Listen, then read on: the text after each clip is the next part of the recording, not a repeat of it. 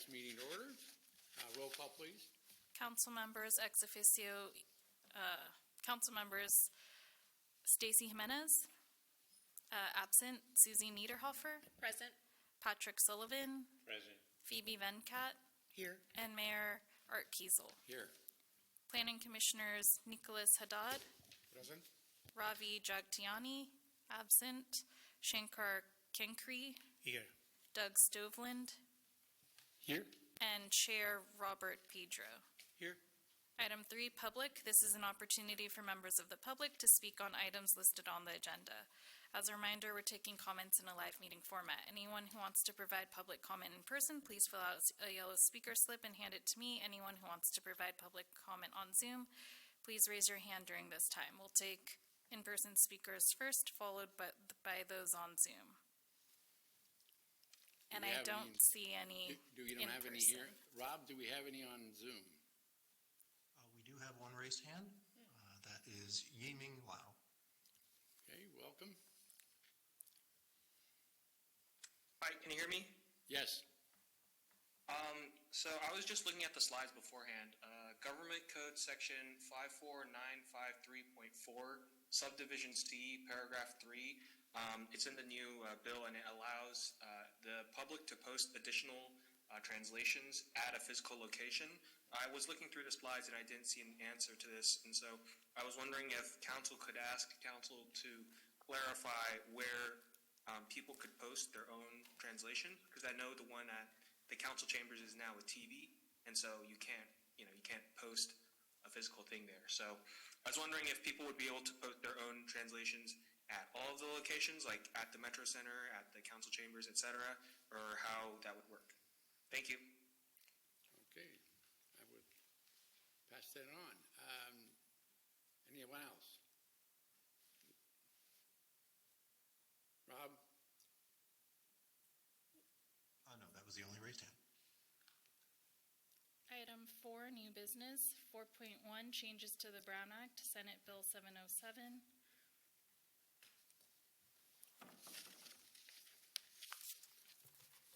And we have council here to make some presentation. Yes. Thank you, Mayor Kiesel, members of the council, members of the Planning Commission. It's so nice to see your smiling faces this evening. Hopefully you'll be smiling by the end. We've got a couple presentations for you this evening. I'm joined by my colleague, Eric Phillips. He'll be doing the presentation on providing an update on new land use planning laws effective 2026 and proposed bills under consideration. But I'm here to discuss SB 707, changes to the Brown Act. And so this is a significant bill. I know the City Attorney Ben Stock gave you sort of a preview during your council retreat and summarized a little bit about the bill and its sweeping changes, but I'm here tonight to give you a little bit deeper dive into some of those changes.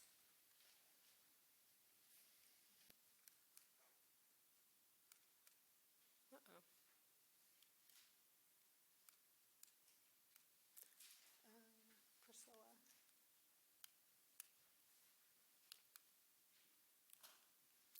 Little technical difficulty. Is it on? Oh, wait. How about turning it on? There we go. Okay. So SB 707 was signed into law on October 3rd, 2025. It was primarily written by Senator Maria Durazo, and she authored the bill to help ensure that working families and unrepresented communities that have faced barriers to participating in local government are not shut out of civic engagement.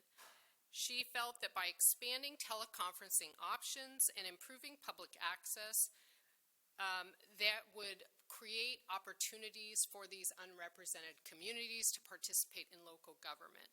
The bill was sponsored by Student Senate for California Community Colleges and supported by a broad coalition, including California State Association of Counties, Urban Counties of California, Rural County Representative of California, and other community organizations. Portions of the bill take effect on July 1st, 2026, relating to eligible legislative bodies, and we'll talk about those in a little bit, but the bill primarily took effect on January 1st, 2026. It does have a sunset date of January 1st, 2030, and as I mentioned, the bill was aimed at improving public access to meetings.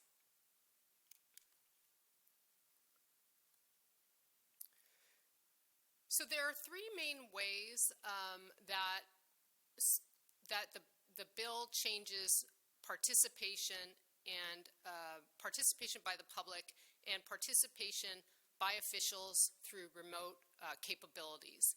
I'm going to talk about those three significant ways during this presentation. The first is that it requires eligible legislative bodies to allow members of the public to participate remotely, and it has other requirements for eligible legislative bodies to encourage participation by members of the public. It also changes the way officials can participate in a meeting remotely from an undisclosed location. So these are alternative teleconferencing options for local officials. We used to call them AB 2449 participation, or sometimes it was referred to the just cause or emergency circumstance participation options, but it makes changes to those ways that officials can participate in a meeting remotely without having to identify their location on the agenda. And the third significant revision is creating a new category called eligible subsidiary bodies, which allows those types of bodies to participate exclusively through remote participation. And we'll talk about that in a little bit. But first, I do want to mention what an eligible legislative body is. It is a city council with a city population of 30,000 or more, or a county board of supervisors of a county, city, or county with a population of 30,000 or more, or a city council of a city located in a county with a population of 600,000 or more. So this council would qualify as an eligible legislative body under these revisions of SB 707.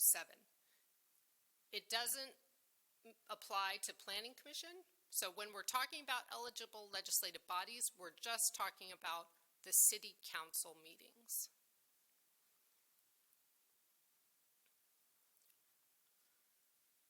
So,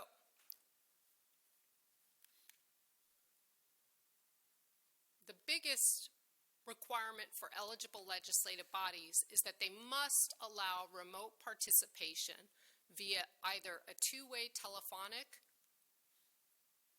capability or a two-way audio-visual platform, and those terms are defined.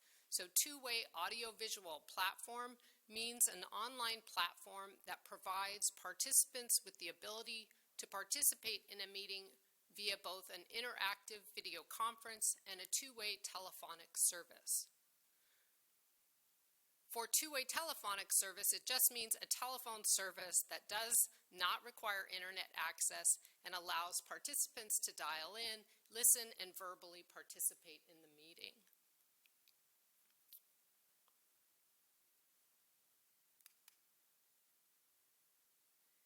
So those are the two ways that the public can participate remotely, and the council gets to decide which option it's going to pick. If the two-way audio-visual platform is provided, and a two-way audio-visual platform is currently being used by Foster City, we use like a Zoom type platform, real-time captioning must be activated, and if that function is included in the platform itself. So if we're using Zoom, there is real-time captioning available through Zoom, so we would have to turn that feature on.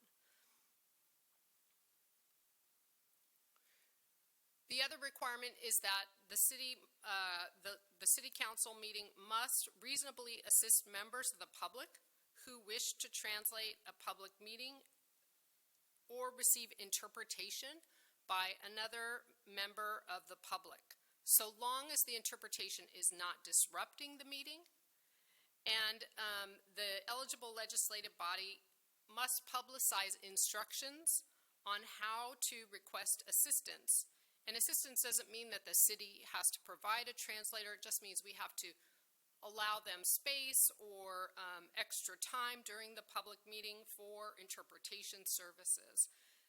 Ensuring participants may utilize their personal equipment if that's reasonable and access doesn't disturb the meeting itself. So the eligible legislative body is not, again, required to provide translation, but an eligible legislative body may decide to assist the translation services. The eligible legislative body must also adopt policies regarding telephonic and internet disruptions, and those policies would include procedures for recessing or reconvening if telephone internet service is disrupted. So if there is a disruption in the internet connection, you would have a policy that you would follow for that disruption. The policy must specify that what efforts the city will undertake during that disruption to restore the service. And it must also specify that if there is a disruption, the city will make a good faith effort to restore the service and will reconvene when service is restored or after an hour, whichever is earlier. So if we can't restore the service, we have to wait an hour. And while we're waiting, we have to make a good faith effort to try to restore the service. Once the service is restored, then there has to be a finding from the body that we made attempts to restore the services and we couldn't restore the services, but then the meeting can actually continue.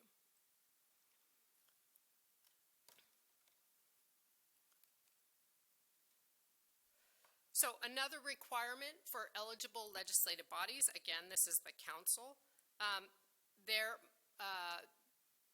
as the speaker mentioned, there must be a translation of the agenda into all applicable languages.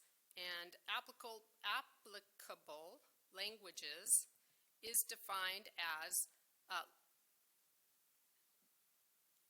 it's based on data from the most recent American Community Survey, which would identify languages spoken jointly by 20% or more of the applicable population, provided that 20% or more of that population speaks the language that the city or county speaks English less than very well. So basically we're looking at what percent of the population speaks a different language besides English, and then from that, of that category, how many of those people speak English less than very well. If that number reaches 20% in any type of foreign language, then that would be an applicable language which the city must translate their agendas into. And so for Foster City, we've determined that the agenda will need to be translated into Chinese.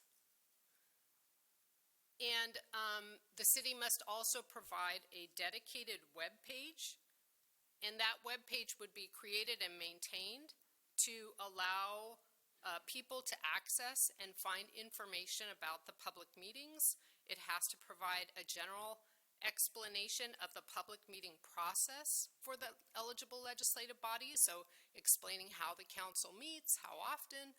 We sort of already have that on our website, so we're just going to have to, add some more features to it and add more information, but we're primarily already complying with that requirement. An explanation of the procedures for a member of the public to provide in-person or remote public comment during a public meeting.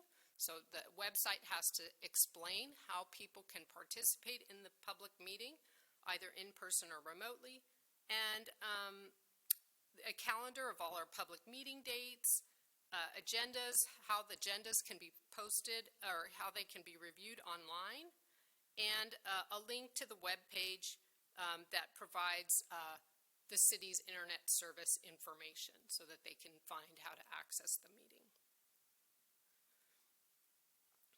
The final requirement on this slide for eligible legislative bodies is that the city must make reasonable efforts to invite groups that do not traditionally participate in public meetings. So SB 707 requires that for eligible legislative bodies, again, the council, make an effort to reach out to communities that are not traditionally participating in public meetings. So we have to make reasonable efforts to do this, and that includes potentially reaching out to media organizations that provide news coverage in the jurisdiction, including media coverage that serves non-English speaking communities, other civil rights, civic engagement, neighborhood groups, and any other communities or organizations that may be interested in participating in meetings. So that may include non-English speaking communities. So the city has broad discretion in deciding what reasonable efforts mean in trying to reach out to these groups, and there cannot be an action that is initiated or maintained against the city for not making reasonable efforts. So SB 707 includes some protection for the city. You have to make the reasonable effort, but somebody can't sue us for not making reasonable efforts. So that's some comfort.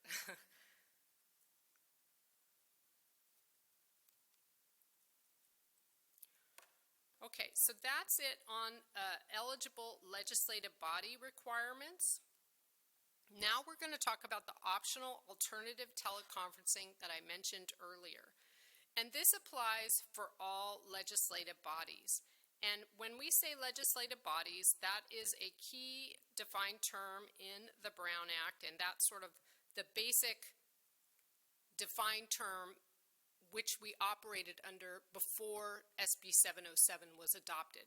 Now we have different definitions, including eligible legislative bodies and eligible subsidiary bodies, but now, there is still a definition of legislative bodies that is important because it defines all bodies that are subject to the Brown Act. So legislative bodies includes the City Council, but it also includes any commission or committee that is established by the City Council. So, for example, the Planning Commission is a legislative body under the Brown Act. Any other commissions or committees that have been established by the council and are standing committees, not subcommittees, so ad hoc committees are not legislative bodies for purposes of the Brown Act. Those are all legislative bodies.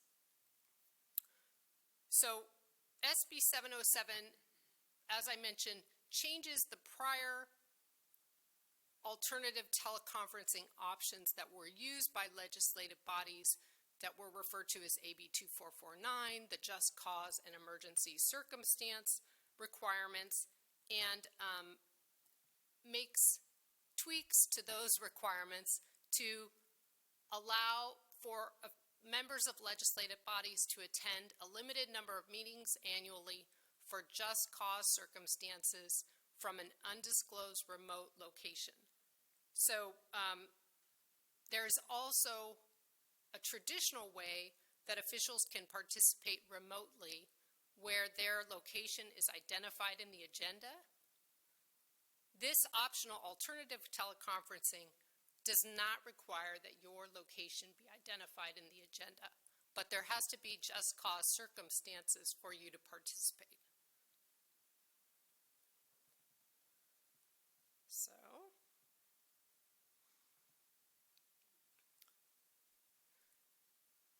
So some of the requirements under this new optional alternative teleconferencing is that the official must use both audio and video when they're participating. There must be a quorum, at least a quorum of the members of the legislative body participating in person from a single physical location that's clearly identified in the agenda. So you can only participate if a quorum of the body is at the regular meeting location, which would be this council chambers for most bodies, or City Hall at least for other bodies. It requires a specific provision of law authorizing remote participation be noted in the minutes of the meeting. And when a member of the legislative body decides that they need to use the just cause circumstance to participate, they're supposed to let the body know at the earliest opportunity possible, including the start of the meeting. And the member, like I said, is not required to disclose their location. They're also not required to disclose any medical diagnosis, disability, or any personal medical information that is otherwise exempt under existing law. So they just need to say, I'm participating under the just cause circumstance because of X, and we'll get to the reasons why you can participate under the just cause circumstance in the next slide. But you would do that at the beginning of the meeting, and it would need to be noted in the minutes.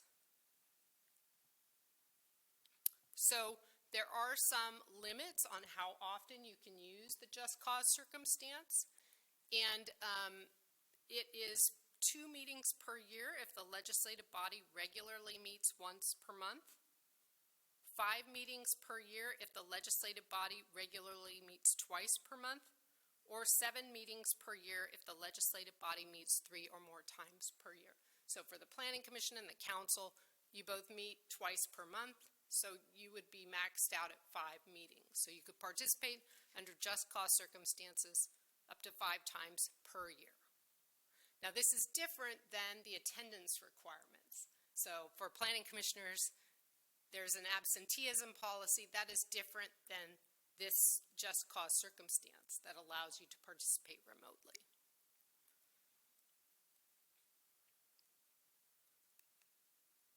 Okay, so here are the reasons that are allowed to use the just cause circumstance.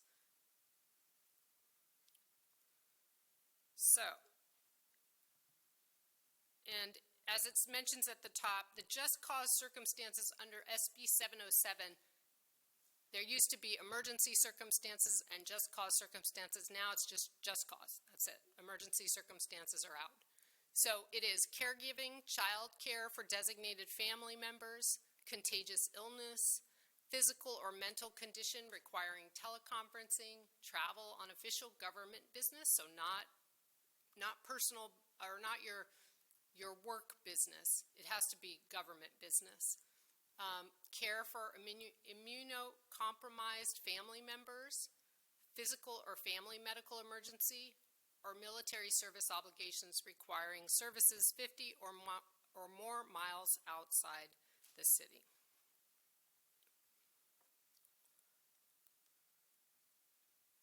So now we're going to talk about the third change, or third major revision under SB 707. And this is the teleconferencing option for eligible subsidiary bodies. So an eligible subsidiary bodies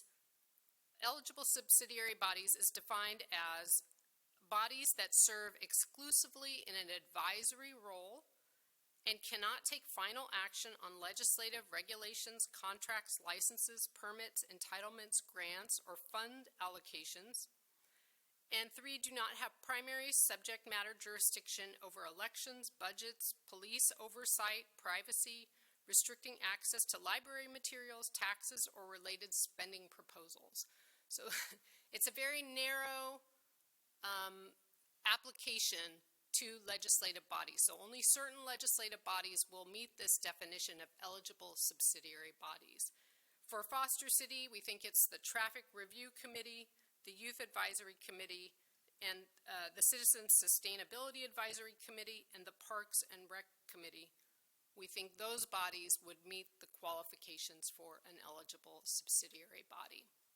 So if they are an eligible subsidiary body, then they can attend a meeting remotely if the council authorizes that remote participation in that manner. So for these types of bodies, the teleconferencing official must use both audio and video, so they have to be on camera the whole time. There has to be a physical meeting location, and that location must be open to the public with at least one staff member present. So the whole body could participate remotely in the meeting, but you still need a meeting place, and staff has to be present at that meeting place for the meeting to go forward. As I mentioned, the council would have to approve this teleconferencing option for eligible subsidiary bodies, and once it's approved, the council must reauthorize that approval every 6 months. So it's not easy to undertake this option, but it is available to those eligible subsidiary bodies that want to take advantage of this option.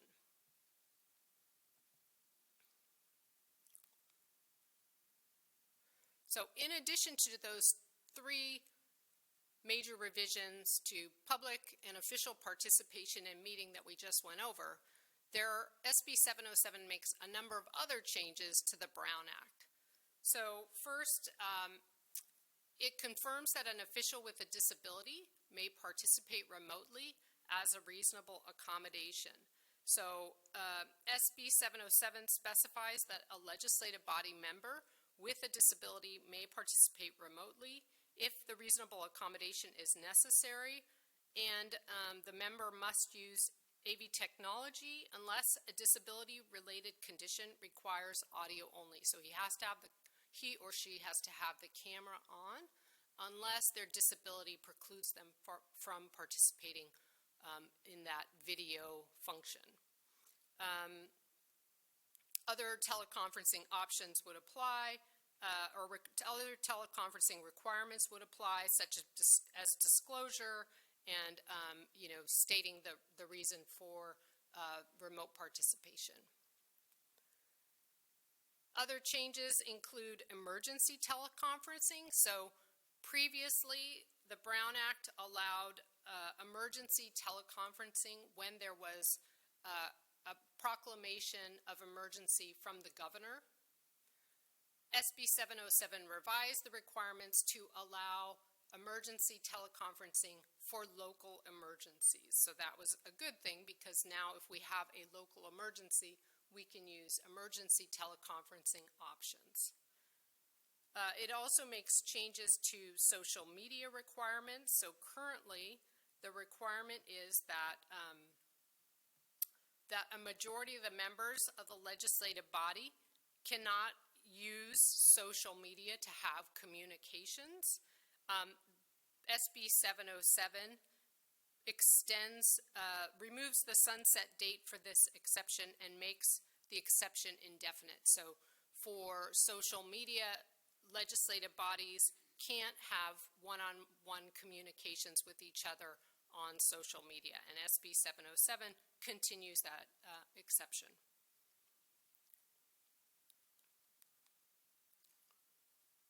Other changes to the Brown Act. So we talked about disruptions to internet capabilities or audio capabilities, but in this sense, disruptions are for people that are not conforming to the rules and regulations of the council meeting. So if somebody comes in and disrupts the meeting such that the legislative body cannot continue to conduct the meeting, the Brown Act provides a method to address that disruption. And disruption is defined as engaging in behavior during a meeting of a legislative body that actually disrupts, disturbs, or impedes or renders infeasible the orderly conduct of the meeting, and includes but is not limited to a failure to comply with reasonable lawful regulations adopted by the legislative body, or engaging in behavior that constitutes use of force or a true threat of force. So under the Brown Act, if there was a disruption, the presiding officer could give a warning to that person to conform, to stop disrupting the meeting. And then if that person didn't conform, then the person could be removed. SB 707 specifies that those rules regarding disruptions apply to any teleconference meeting. So it's just a little change in the law, but I think provides a lot of protections to cities who are now undertaking all of these teleconferencing options. SB 707 also extends the requirement for oral reports of compensation to department heads. So these oral reports have previously were given for city manager compensation, executive compensation levels. But now SB 707 extends that requirement that there be an oral report when there's changes in compensation to department head compensation as well. Another change is that it also requires distribution of copies of the Brown Act to legislative bodies, all members of legislative bodies, and also requires that the list of meeting locations be provided to all officials. And for Foster City, the clerk, as I understand it, has completed that task. She says yes. So that's done. We're already done. So that's a good thing.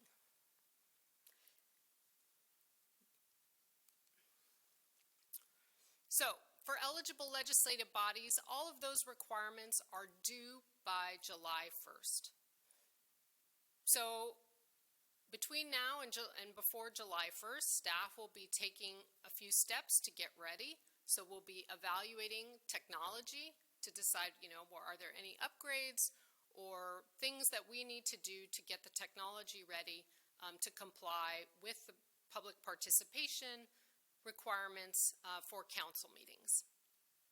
We'll also be developing a plan for the outreach component to get those people to participate, that outreach that's necessary to participate in meetings, and developing that disruption policy for connectivity issues that we discussed.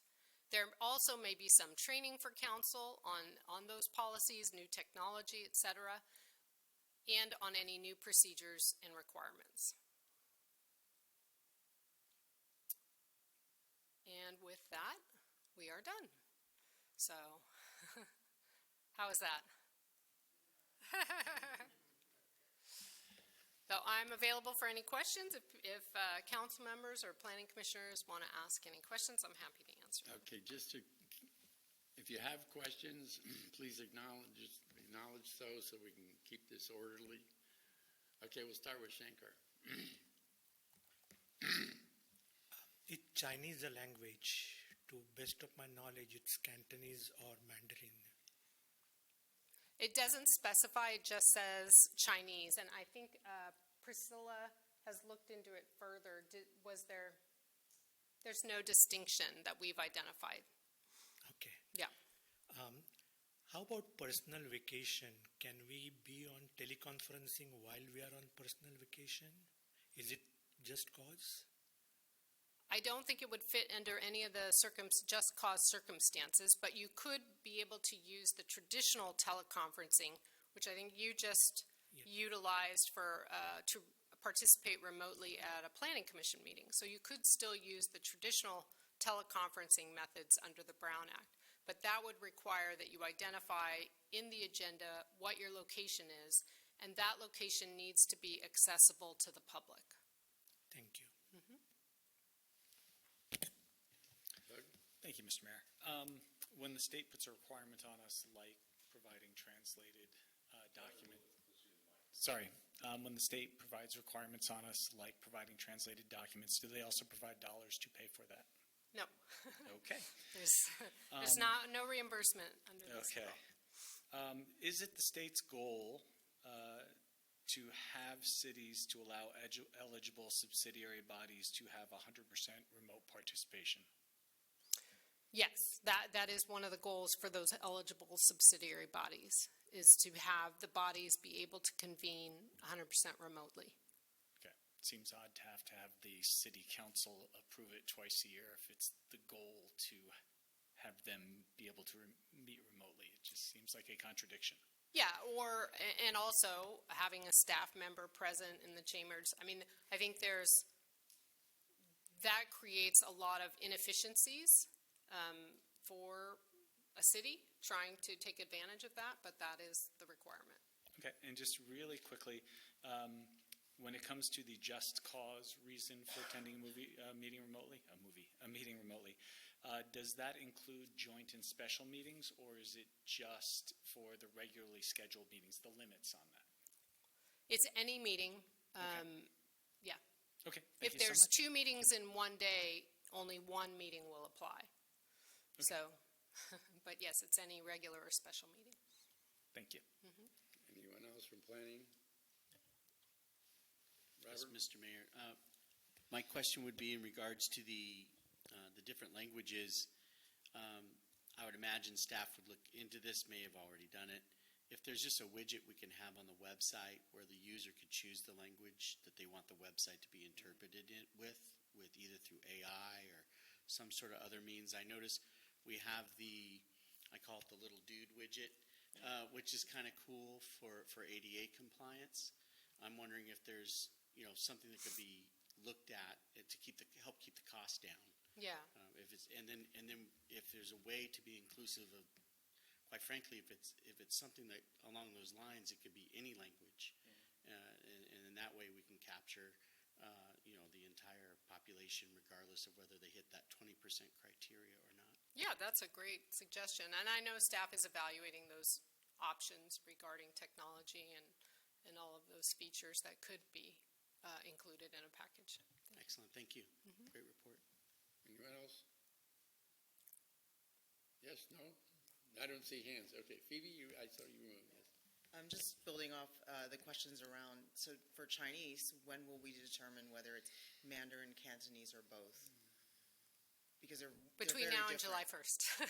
Oh, okay. Yeah. All right, so I'm sure there must be data somewhere at some level. Because where was that data that?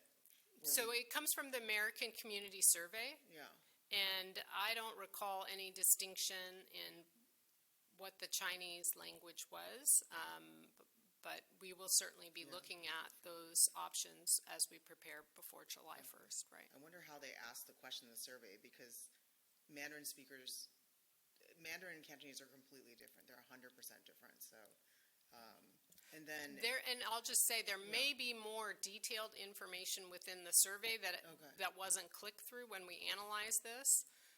So I'm happy to go back and look at that again, but I don't recall any distinction. But like I said, there could be other layers of the survey that I didn't identify. And then in terms of reaching out to invite groups that don't traditionally participate, you mentioned like media organizations, so maybe in-language newspapers, things like that, civic engagement, neighborhood groups. How will that be determined? Staff will obviously have some ideas of their own. How will they get additional ideas? Like WeChat, for example, is a huge app used by a lot of Chinese who are Mandarin speakers. So is that going to be a way to be able to have, is that counted as reasonable? I think reasonable just Yeah, it's up sounds to the general. city to decide what's reasonable, I think. And I think that sounds like a viable option, and I'm sure staff will be looking at all the various options and opportunities that are out there. And we will likely bring an item back to the council before the July 1st deadline to get, to explain some of these things, to provide the disruption policy. We definitely have to provide the disruption policy for the council's consideration prior to July 1st. So this will all come back to the council for review and input. That's it for me. Thank you. Thanks. Okay, Patrick? Yeah, thank you. I think all the questions are kind of leading the same one. I appreciate your earlier comments and the inclusiveness of what this new Brown Act. You said less than very well with the language. And the only thing I can think of is we had some question on the council before, and we used the census, or I used the census, that showed that in Foster City, 51% of the people considered English not their main language. But kind of dovetailing into that question, what Phoebe said and what Doug was talking about, how are we going to acquire, whether it's Vietnamese, whether it's, because you mentioned 20%. What does that 20% mean? 20% of your population, your voting population, or just 20% of the people that live in the city of Foster City? Yeah, so the American Community Survey takes census data and conforms it to, and puts it in different categories. And one of the things they categorize is languages. And so we looked at, how many languages are spoken in Foster City? Were there any that are above 20%? And of those that are above 20%, is So where there does that data come from then? the American Community Survey? Okay. Yeah. And so within that category that has 20% of people that speak a foreign language, is there a category where people speak 20% of English less than very well? So we were looking at a subcategory within a category of foreign languages. Okay, and that comes back to the council to look at it and review. Right. I mean, so staff has looked at that information and made a determination. Of course, the council can look at that as well and ask questions when we bring that item forward. Okay, and then I'm assuming the public comments are going to be on a recorded basis. Are they going to be in minutes, or those comments coming from the public? However, in other words, we want to make sure that everybody feels inclusive, they're heard. Do we have any requirement under this that it actually has to be recorded, or meaning transcribed? So you're talking about the minutes? Right. No, so that's the minute. Recordation of the minutes is a city policy, so we make a determination on how our minutes are going to be recorded and preserved. Okay, and I'm assuming that there's no more ADA requirements than what you presented? Well, there's ADA requirements in a lot of different ways that a meeting is being conducted. So how the meeting chambers are set up, there are ADA requirements.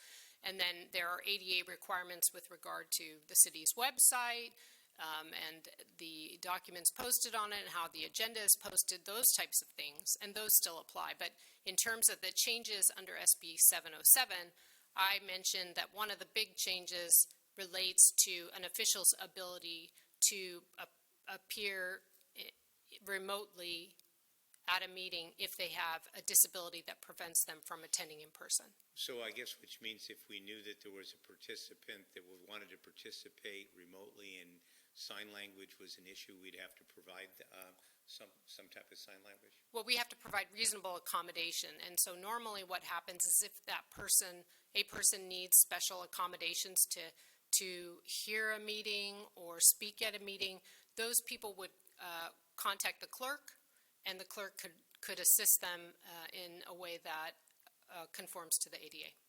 Okay. Thank you. Yep.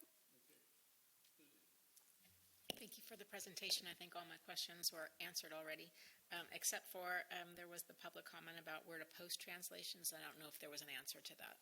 So I think we're still trying to figure out how the agenda would be posted and all of those technical issues for compliance with SB 707. I don't have an answer tonight on that, but as I mentioned, we're going to be coming back to the council, and that could be discussed at that point. Mm-hmm. Don't be smiling now. Earlier, when you first started, you were talking about audiovisual and telephone. Are we in a position where we have to choose one or the other? So you have an option to so for the eligible legislative bodies, there's the option to allow telephone participation or But it's a big or? It is, but the caveat to that is if an official wants to participate under the just cause circumstances, the optional alternative teleconferencing opportunities. I thought this was for the public. Right, but what I'm saying is, yes, those two methods are available for the public to participate. I guess what I'm asking is, can they both be offered at the same time? Because not everybody has computers. I mean. Yes, so if you use the audio-visual option, there has to be a telephone number to call in. Right. Okay, that was where or you could go old school and just have a telephone, a two-way telephone system. What I was saying is The caveat to that is if you are going to allow officials to participate remotely under the just cause circumstance, or the eligible subsidiary bodies to participate completely remotely, there has to be two-way audio visual capabilities. And So- not just going to both at the same time is what I was concerned. Yes, so if you're going to use the audio visual capabilities, you also have to have a telephone number. Okay, all right. Letting you off easy. I know. Okay, so, Well, hang on. Did anybody else come up with any questions subsequent to this? Nothing stirred any, oh boy, did you get off easy. okay, well, I know that you guys have been waiting for the main event, and that's Eric Phillips, who's going to talk about housing, so I'll let him transition up here. There's two clickers. I don't know which one. I'll use them both, we'll see.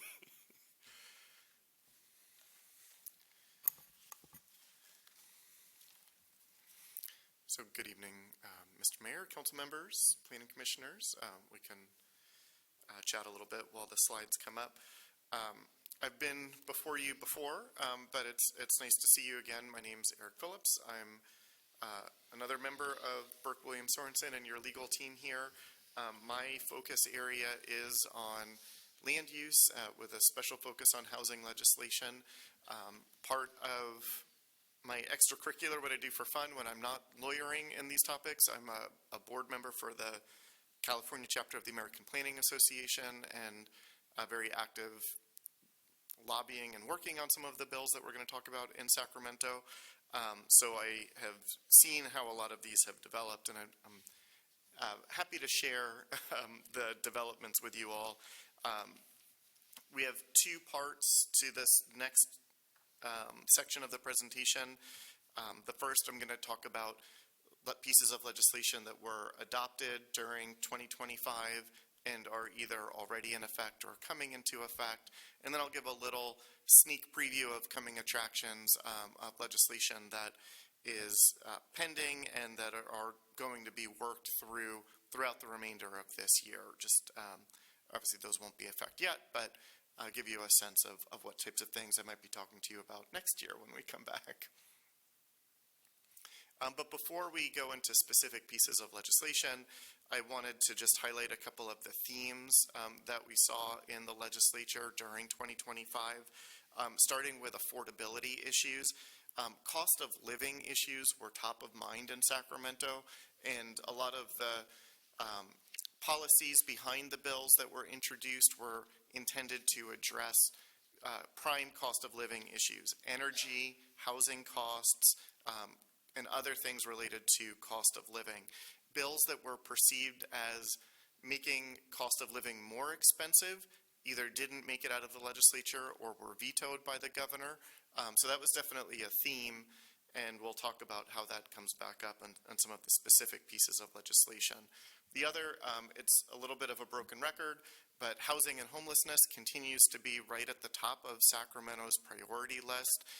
Because of the continued attention in that area, we did see two major pieces of streamlining legislation pass in 2025, where previous efforts to adopt similar types of policies had failed. So this theme really did influence what was adopted in 2025. The other two themes probably affect what we're going to talk about a little bit less, but I wanted to just highlight them. Climate remains an issue. The way that Sacramento addressed it was committing to its Cap and Invest program around climate emissions and looking to use that as a way to raise money for investments in high-speed rail, in affordable housing, and other infrastructure issues that will help with climate adaptability, especially in the face of either sea level rise, wildfire like we saw in Los Angeles in 2025. And that feeds into the last theme of uncertainty, both within the state itself. There was a lot of uncertainty about how to help in Los Angeles recover from wildfires, how to deal with a shrinking state budget and what programs would need to be cut, but also as the state relates to the federal government and as the new administration took power, it created a lot of uncertainty about how state funding and interplay with the federal government would go. So that was definitely hanging over the legislative session as they were debating bills and adopting things to impose here on the state. A couple just figures to give everyone a flavor of what we're going to be talking about. 2025 was the first year of the 2-year legislative session. So in Sacramento, legislative sessions are broken up into 2-year pieces. Bills that didn't pass during year 1 are still eligible to be passed in year 2. I'll talk about some of those 2-year bills that I'd expect will come back and be worked on during 2026.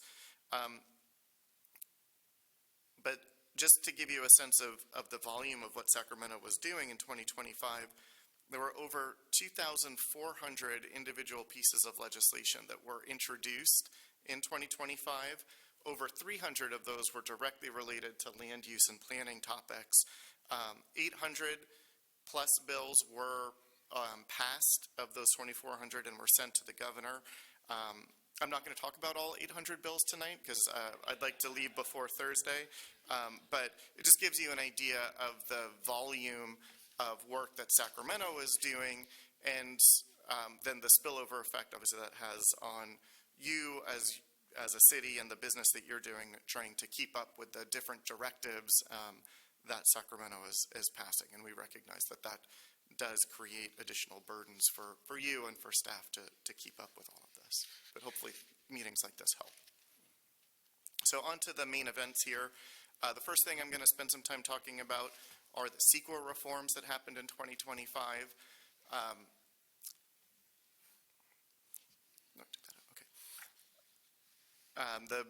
As I mentioned, one of the big streamlining bills that made it through was related to CEQA, and it's AB 130. This was a bill that was adopted as part of the budget trailer process. So what that means, every year when Sacramento is adopting its budget for the year, they will attach sometimes pieces of policy that go along with the budget. There is a state constitutional mandate to adopt the budget. So things that get elevated to the budget trailer bill have a lot of pressure to be passed. It's a way for the governor and the legislature to basically exert pressure on other lawmakers to pass these particular policies.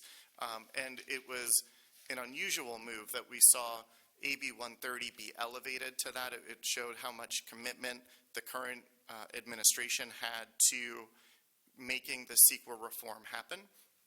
And it does quite a number of different things to try and streamline housing production and again, make it both faster to approve houses and ultimately try and bring down that cost of living that we were talking about right at the beginning. The first thing that AB 130 does is it creates a new statutory exemption for infill housing projects. We'll talk about what a project has to do to qualify in just a moment. But that's important because there has long been what they call a categorical exemption that was created by guidelines and regulations that projects could use to be exempt from CEQA. But it required actually a fair bit of study and showing that those projects wouldn't have impacts related to transportation, air quality, infrastructure.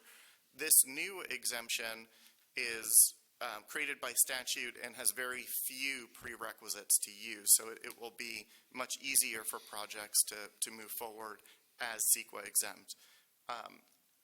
The other things that AB 130 did was it created a framework to mitigate vehicle miles traveled impacts. I know we've spoken before about the state's shift away from using level of service to analyze traffic and transportation impacts and look at vehicle miles traveled, how long trips are rather than how congested streets are, because the amount that people are driving, the state believes, is more directly related to emissions and reducing VMT, and how much people are driving, the state believes will have a better effect on reducing emissions that are related to climate change. But one issue with that is it's very hard to mitigate VMT. If you have a project with a significant VMT impact, there's not too many things you can do to reduce that impact. So what the state is looking to do is create basically another cap and trade type program where you can buy credits to reduce a VMT impact, and those credits can then be used to invest in transit and other infrastructure that are meant to offset the impacts and further reduce travel. So this is not something that's fully operational yet. The state has been the state's planning agency has been directed to create guidelines for how this program will work, and we're all very anxiously awaiting those so we can see whether that's going to be effective and a good tool for the city to use, but there is definitely hope that that will create an effective mitigation tool, which will be good for projects. It will let them not have significant unavoidable impacts, but potentially good for the city as well because it creates another funding source to use to invest in transit-related infrastructure when you have projects that are coming through. A companion piece to AB 130 was SB 131. That creates a couple of very specific CEQA exemptions. A lot of them were related to infrastructure, to new types of clean manufacturing. A lot of those got specific project exemptions. Daycare facilities can now be exempt from CEQA, so there's a lot of very specific projects that were carved out from CEQA. The other thing that SB 131 did is that it exempts rezonings or efforts necessary to comply with housing element programs from CEQA. So as you continue to work through your sixth cycle housing element and take action to implement the programs that you've adopted, the actions that are necessary to comply with those programs don't necessarily have to go through their own CEQA review. So that can definitely help facilitate implementation of the policies that you've already created. And certainly in the seventh cycle, we should be thinking about how to craft policies that will help streamline the city's work going forward. So just diving in a little bit more detail to what it takes to qualify to use SB 131, I'm sorry, AB 130, it applies to infill housing development projects on sites that are 20 acres or fewer. If the project is looking to use the builder's remedy, the site size is limited to 4 acres or fewer. But in general, projects up to 20 acres can use this. The project does have to have at least 2/3 of its square footage be residential. It has to be consistent with your zoning and general plan, and it has to be in a previously developed or surrounded by previously developed areas. So it's not for growing out, it's for infill and growing up. The other criteria is related to, I guess, environmental site conditions. The AB 130 borrows from SB 35, and it incorporates the site criteria in order to qualify for the exemption. You have to not be on farmland, not be on a wetland, not be on property that is designated as conservation or that houses special species of concern. Those types of factors would keep a project from qualifying for AB 130. AB 130 also refined the Permit Streamlining Act a little bit and imposed some stronger shot clocks related to projects that qualify for that new CEQA exemption. So if a project is eligible for that AB 130 exemption, it has to be approved within 30 days after the city has completed its consistency review or completed tribal consultation. So AB 130, although the project is CEQA exempt, it still requires applicants to go through a tribal consultation process where they provide notice to tribes, give tribes the opportunity to comment on the project, and imposes mitigation measures if the project would disturb tribal cultural resources. But at the completion of that tribal consultation period, or if that ends before the city has finished its consistency review of the project, whichever date happens later, it starts a 30-day shot clock to take action on the project. And the other thing that AB 130 does is it really streamlines the ability for an applicant to say that their project has been deemed approved. Previously, the Permit Streamlining Act has always had language that would allow a project to be deemed approved after a certain amount of time, but because of some case law, it was very difficult for an applicant to use those provisions. They had to provide notice, they had to hold a hearing before the project could be deemed approved, but AB 130 has removed all of those procedural barriers. So it's very important to be mindful of these deadlines, because if you miss a deadline, like a 30-day deadline under AB 130, for example, could find yourself in a situation where a project is arguably deemed approved. So it's very just important to be mindful of these. Well, that was the big CEQA news. The next thing that we'll talk about are the ADUs and JADUs. It would not be a Sacramento legislative session without another round of updates to ADU laws. There were 4 main bills that were adopted that all related to ADUs. And so collectively, these bills now require that the city make a completeness determination on an ADU application within 15 days of receiving that application, rather than the traditional 30 days. And then if the application is found incomplete, the applicant disagrees, they have the ability to appeal, and the decision on that appeal has to be made within 60 days. So it does tighten up the timeframes to process that.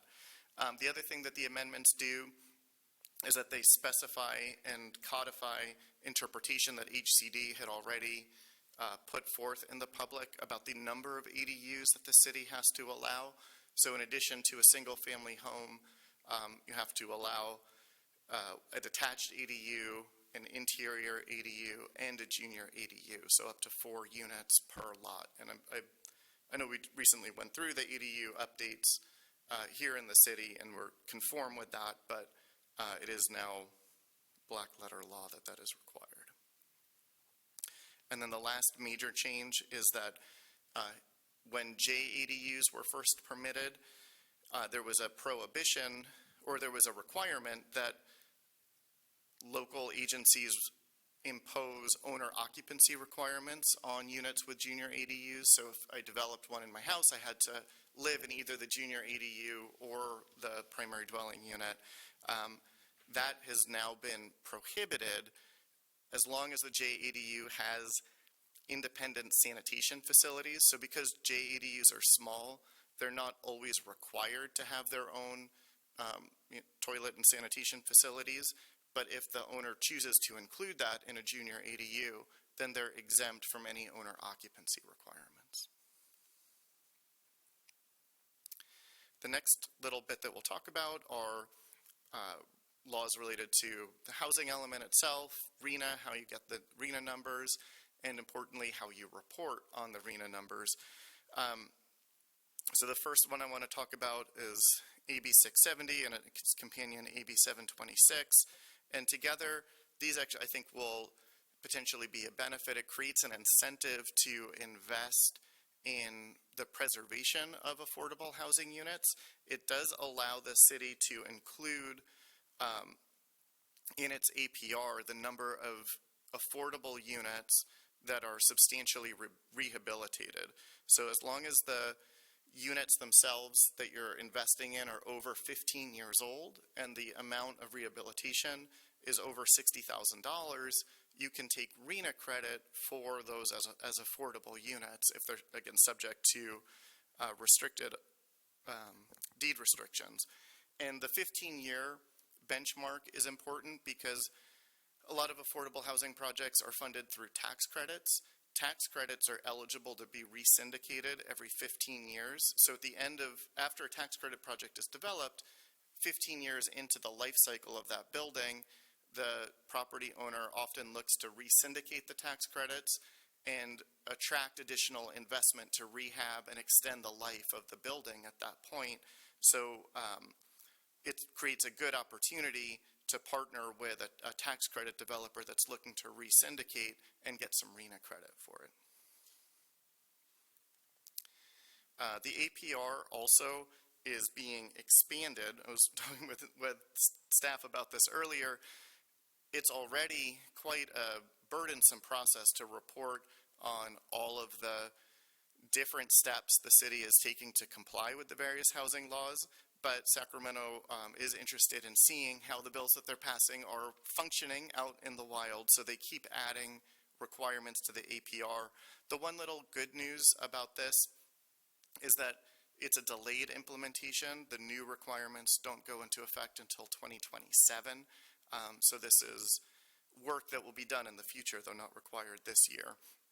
But the new reporting requirements are primarily focused on housing replacement. They want to know when units are being demolished, how they're being replaced, and make sure that all of the different tenant protection and replacement obligation laws that have been passed over the few years are really working. The other thing that's going to be tracked and added to the APR is how many permits are reviewed under a new bill called AB 253. We'll talk about that in just a little bit, but it allows for private review of building permits, and the legislature wants to know how often that's invoked. So that's going to be added to the APR. Looking at the RENA and housing element process itself, for the 7th cycle, when we're updating the housing element so it can be adopted in 2031, there's a new requirement to analyze governmental constraints. That's already a component of housing elements, is to look at what regulations the city has that might constrain housing development, but it's now a much more robust and expanded level of analysis that's required, that requires both an identification of any new constraints that were adopted since the last housing element, and to look forward a projection of constraints that you might be thinking of adopting in the next 3 years after housing element adoption, so you can do, a pre-check and try and reduce constraints that you haven't adopted yet. But it's definitely a more robust process.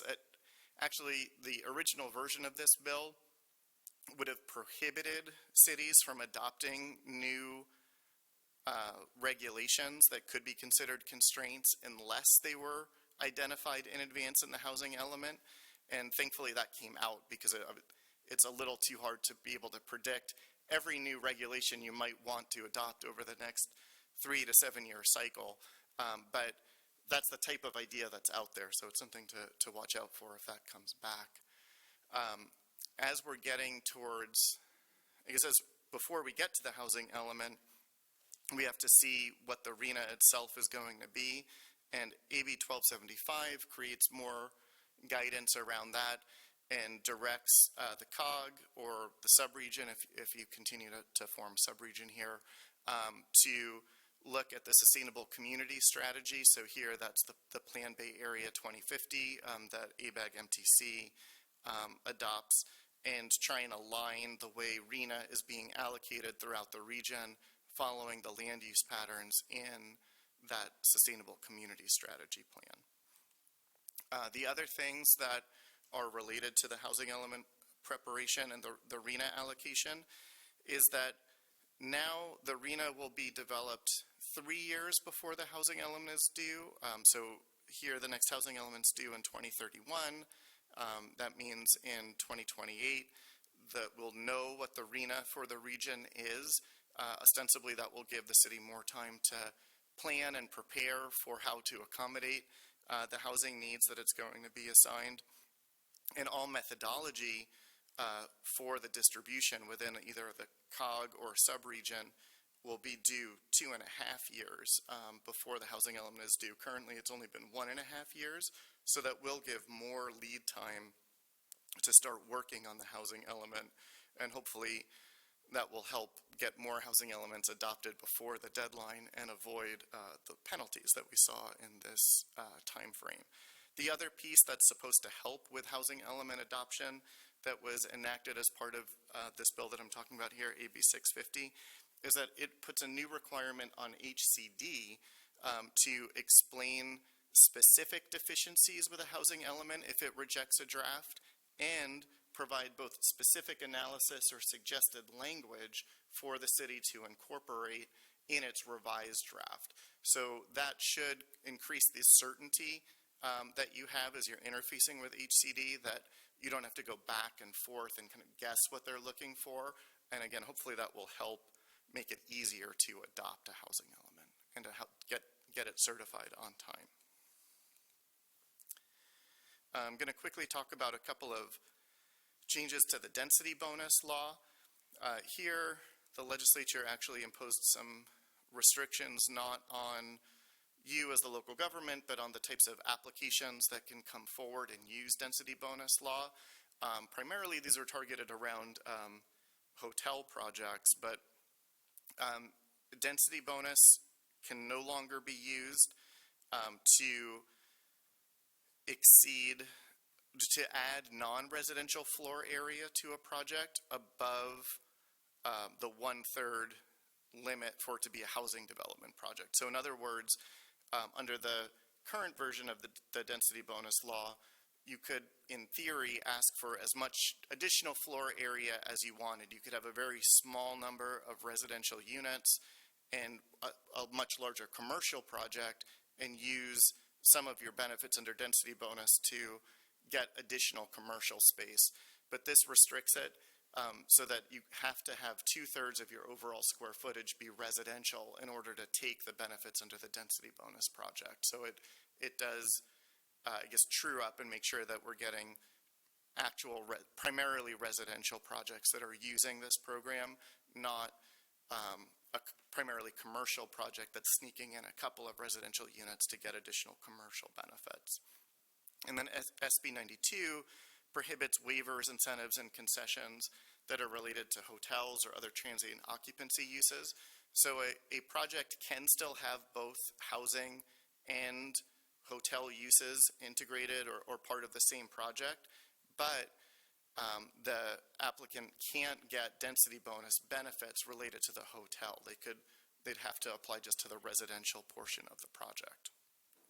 And then related to that, we saw a change to the Housing Accountability Act, where projects that have hotel uses are also sort of bifurcated. So if there's a residential project that has a hotel component, the city still has to process the residential project using its limited discretion that it has under the Housing Accountability Act, but it has a carve-out that it's not limited to how it conditions the hotel component of the project. So you don't have to be limited by the Housing Accountability Act to the portion of a project that's a hotel project, even if overall the project is a residential project that would be protected by the Housing Accountability Act. So that's, I'm not sure how often that will actually come up here, but that definitely is a theme that we saw the legislature do, is try and differentiate hotel projects and transient occupancy projects from other types of residential projects. Other things, that was actually the only major change to the Housing Accountability Act this year. The Permit Streamlining Act, I already talked a little bit about how AB 130 made some changes to the Permit Streamlining Act. AB 1007 and AB 253 made two other changes. One, the 1007 bill only applies to responsible agencies under CEQA. So for most of what you're doing as a city, you're the lead agency, the agency that is preparing the EIR, determining whether the project is exempt, and taking the main approval action on a project. And then under CEQA, the responsible agency would be an agency that's issuing related permits to the project. So maybe it's PG&E, or maybe Caltrans, or a different agency that's relying on the environmental work that you've already done. However, there could be a situation where you're the second agency to act on a project and you're a responsible agency using someone else's EIR. And what 1007 does is it cuts down the amount of time the responsible agency has to act. Under current law, they had 90 days. Now it's down to 45 days to act on a permit application after the lead agency has already finished their environmental review process. But again, I think that the majority of the cases, you will still be the lead agency, and this is something that will apply to the next agency that's relying on your environmental review to act in a timely fashion after you've approved a project. And then AB 253, I alluded to earlier. This now does allow for an approved housing development project. An applicant can ask the city for an estimate of how long it will take them to get their building permits. If the answer is more than 30 days, the applicant can go hire their own plan checker to review their building permits and then submit that to the city instead. The other thing that they can do is if they stay with the city plan check and it takes more than 30 days, that also triggers the right for them to go hire their own plan checker. They have to submit an affidavit that says that they actually did the work, that it does actually comply, that it's under penalty of perjury. They have to indemnify the city for any deficiencies. So there are some protections built into that, but it is an interesting shift in kind of an outsourcing of what would traditionally be the city's responsibility to ensure that plan check is being done and meets all health and safety standards. The last bill that I'm going to talk about from this session is AB 712, and this is looking to still further ramp up housing law compliance. It creates the opportunity for applicants to get fees after winning a lawsuit, not just under the Housing Accountability Act, but under any of the housing reform laws that are identified.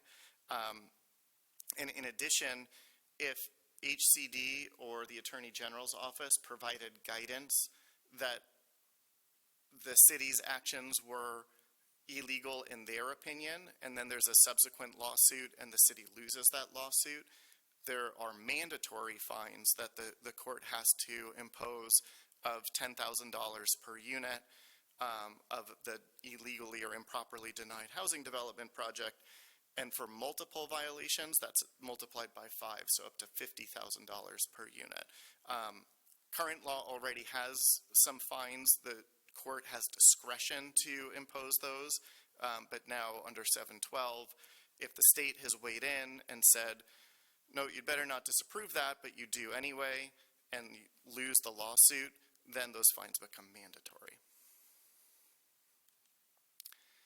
I'll pause there before I talk about what might come through in 2026, see if there's any questions on any of those, and then I'll quickly wrap up with the preview of coming attractions.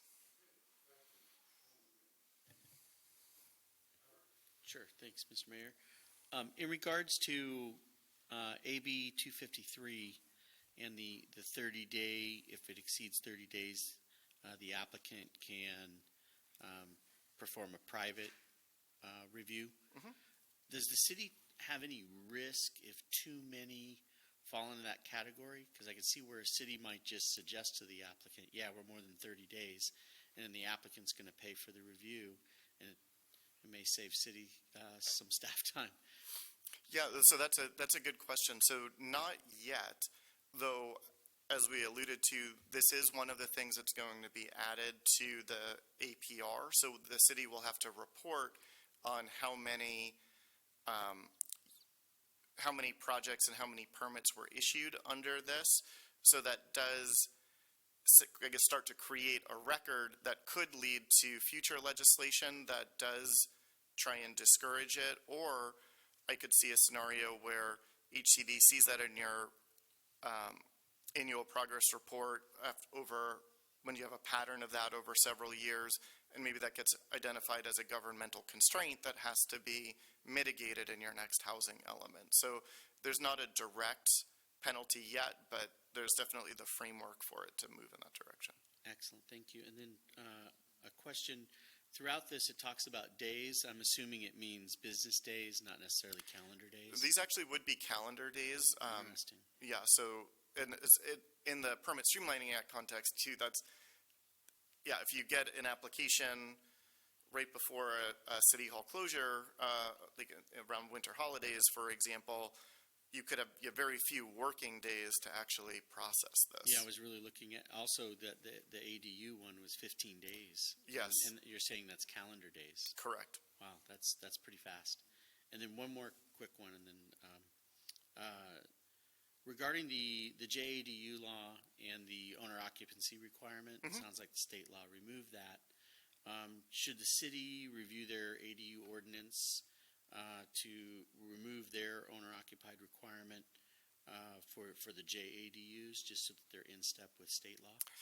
Yeah, so certainly in the meantime, the city wouldn't enforce provisions that are directly preempted by state law, but it does make sense to periodically go through and do cleanup to keep things in line. Excellent, thank you.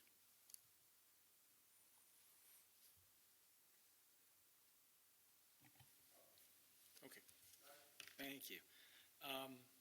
So thanks, Eric. Really interesting on the ability to count LIHTC units when they re-up for the tax credit financing. However, in Foster City, I know that Miramar was originally a LIHTC project. I don't know if it still is, because it's been more than 15 years since it's been developed. Do we have many LIHTC projects in the city for staff? Or is that just a moot point for us? No, we do have some. I don't have that data, but I'm happy to provide that information. Okay, cool. So if we have any that are approaching the 15, maybe some outreach to the... Yes. Okay, great, thank you. Sorry, just one more thought on that before I ask your next question, is that although the 15-year trigger does sync up nicely, it's not limited just to LIHTC projects. So in theory, you could find other properties that are more than 15 years old and invest in rehabilitation and impose new affordability restrictions. I brought up the LIHTC because that's a natural dovetail here, especially with the 15 years, but it's not exclusive to that program. Okay, but the landlord would have to be willing to put in place new restrictions. Correct. And okay. Yep, that's right. Okay, and the housing rich 2/3 square foot bump stuff, is that gross square footage or is that net rentable? Because it appears to me that if it's gross square footage, you can get a bump if you do really low income and provide a lot of services, because you can count all the area that supports or if you're a high-end apartment complex, for example, and you have a lot of amenities, if it's gross, you can count the fitness center. But if you are a middle-of-the-road working for workforce housing complex, it's harder to qualify. If it's net, then great. I believe that they are gross. That's been consistent with the direction each CD has given in connection with other housing laws. So that I'm not sure that it specifies here, but that would typically what they do is floor area that's associated with the residential use gets allocated or to that residential use, even if it's, like you said, the gym that is within the higher end buildings that has a higher residential square footage, even if it might not literally have more residential area where people are domiciled. Okay, great. And to the extent we talked about ADUs, and this is a question for staff, the appeal process for the ADUs, is that Planning Commission or City Council based on the what we just passed? Right. Or what's that? Yeah. We are looking into our ADU ordinance right now, and that is something that's going to come at least before Planning Commission first and then City Council. Okay. As per our housing element, our deadline, anytime there's a new state law, within 6 months of that period, we have to adopt the new ordinance. So it's already in works. We did talk about some of the changes, including the language for the appeal process. Okay, excellent. Your decisions on so administrator's decision on the ADU is appealed to the planning commission, correct? Yes. But we don't have the appeal language right now in our AD ordinance. So we need to work on that. Thank you, Thank you. Director. Appreciate it. Any planning commission, any others? Anchor? Man, one job I certainly don't want to have is yours. Me either, but no, actually, I'm just kidding. I love it, but You mentioned about AB 130 exemption, builder's remedy up to 4 acres. For builder's remedy, is there a minimum and maximum area limitation? so there are, as part of last year's changes to the Housing Accountability Act, the legislature did adopt density maximums for builder's remedy projects, but they're triggered in part by what the local plans say. So it's the greater of 3 times of what's in your general plan, or certain density standards established in the Housing Accountability Act. But they do have the potential, the standards and the limits are pretty high. They allow very large amounts of development pretty consistently. On the VMT mitigation, one thing is just counting the vehicles miles.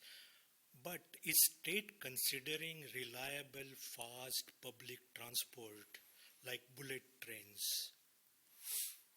Yeah, I mean, so that's a good question. Certainly, that is part of the state's policy goal. I mean, the high-speed rail has not been the success that Governor Brown was hoping for when he started that project. I guess not multiple decades, maybe multiple decades ago now at this point. So our track record with that hasn't been the best, but both with this VMT fund and the state's reauthorization of the Cap and Invest program, they are looking to create additional funds so that the state can invest in more transit infrastructure, though it's hard to say exactly how successful all of that will be, or how quickly it would be able to come online. But that is certainly what's animating the policies and trying to create tools to have funding sources to continue to invest in infrastructure like that. Thank you. Any others? Okay, Phoebe, you have anything? Yes, thank you, Eric, for going over this with us. I also want to thank Director Mangalam for answering my questions ahead of time. I wanted to lift up a question I had, and also maybe we can talk more about it. I asked about whether our current data systems help the staff actually track information so that they can, be able to work on the annual progress report, and the director indicated they use some Trackit software for permit tracking, but there's a lot more work that goes beyond that. So I'm wondering if there is a need for additional processes or software that would require council approval or...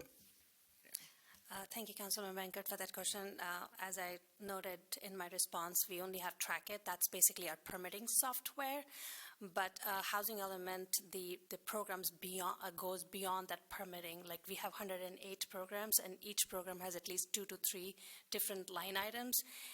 And I can tell you that last 3-4 months, 4 or 5 of us has been dedicated to really, kind of put down the notes of what we have done for that specific, program. And we are still working on how we can make this process go smoother for next year, but it is a big lift. And as I said, I know we are still working on it. We are looking into putting everything on like a web version, whereas we are working on we completed a program or a task, we kind of noted down there, and along with, we upload all the attachments. So something that we are continuously looking into, so to streamline the process for at least staff, so, so that at least when we have to present that APR, we have all the data that is required. Okay, thank you for going into that. I wonder if, again, you might have already thought of this or are working on it, but if any kind of AI agents can help, right? Because now you can be able to give them prompts and it will start to build certain systems out for you. I mean, you still need to do, like, you have to still be able to integrate your data into that. Yes. But I don't know if that could help at all either. One of the main issues that we are facing is that every year HCD has a different format to report. So if last year we used a certain format, this year it's different.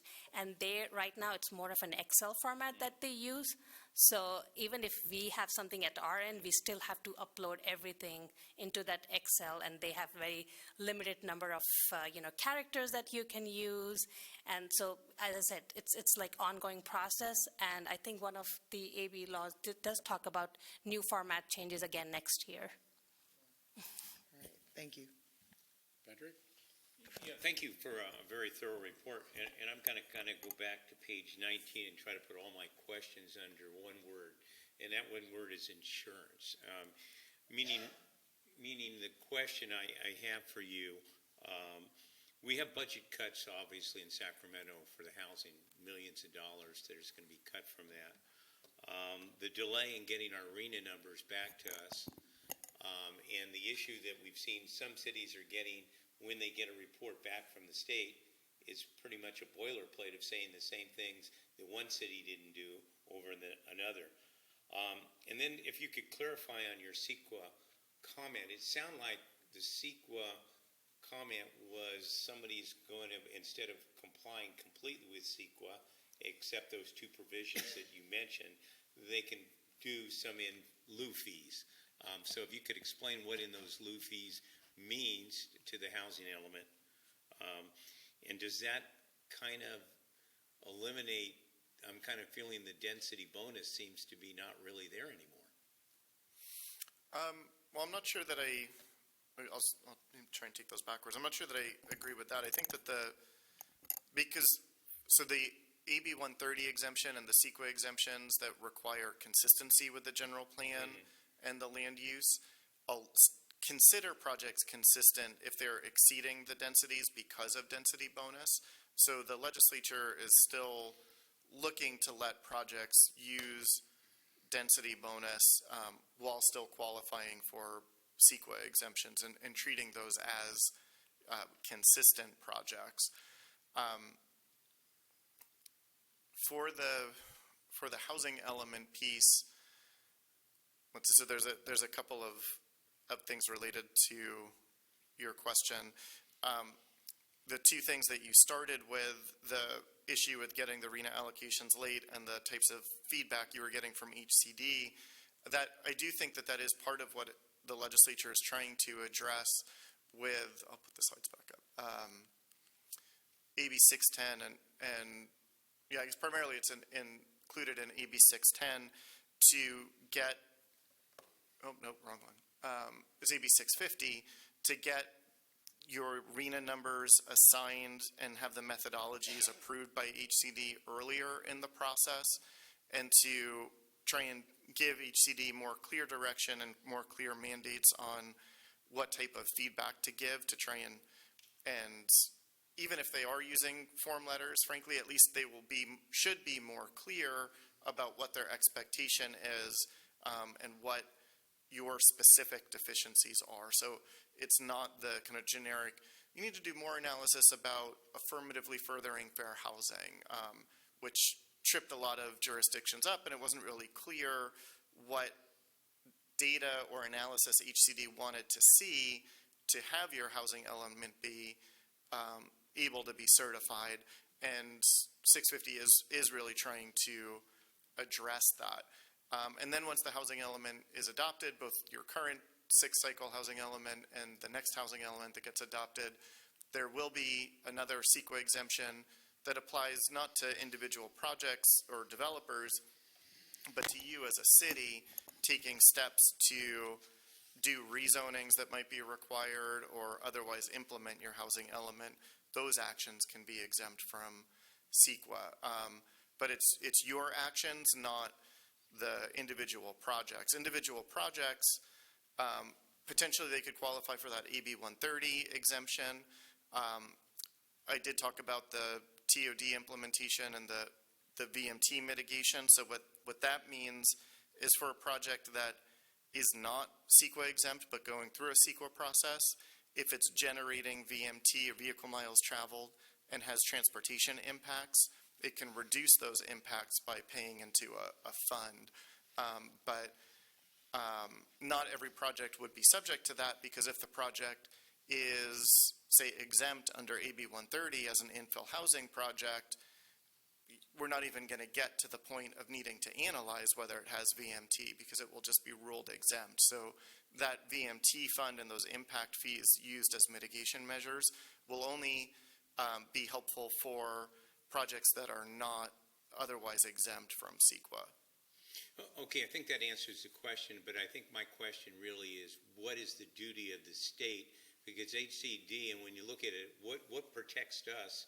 Because of obviously budget cuts, even as we've had the experience these last few years, HCD couldn't handle all this. So we're under the gun to comply with the law, but yet there's no provision in to protect the cities when the state is incompetent in being able to get back with us in a sufficient time. Anyway, that would be my question. No, and unfortunately, I don't have a very satisfying answer to give you for that, because there are not clear-cut protections for you in that scenario. I will say that the legislature is aware of how much of a struggle the sixth cycle was. In addition to trying to get the RENA numbers out earlier, they're doing a pilot program in the Los Angeles region where they're going to stagger housing element due dates to try and make the HCD workflow a little smoother and avoid the bottlenecks and the total overwhelming of the agency that we saw during the sixth cycle. So right now that doesn't apply to us here, but depending on how that goes during Southern California's housing element update, that could be expanded. So the state is looking to try and improve its performance, but it's not going so far as to give you the sort of insurance or guarantee that you were asking about. Okay, thank you. Thank you for all that information. I have a question about AB 130. It's page 24, the shot clock. You talked about the 30 days upon consistency review deadline. So is there also a time constraint on the city's consistency review? There is. So that's a deadline that's in current law, and it's established under the Housing Accountability Act. So the main deadlines to be aware of is a developer can submit its preliminary application, and that vests standards and fees as of the date that it submits a preliminary application. The developer then has 180 days to submit its formal development application for its real project. That starts your completeness review under the Permit Streamlining Act. You then have 30 days to decide whether that development application is complete.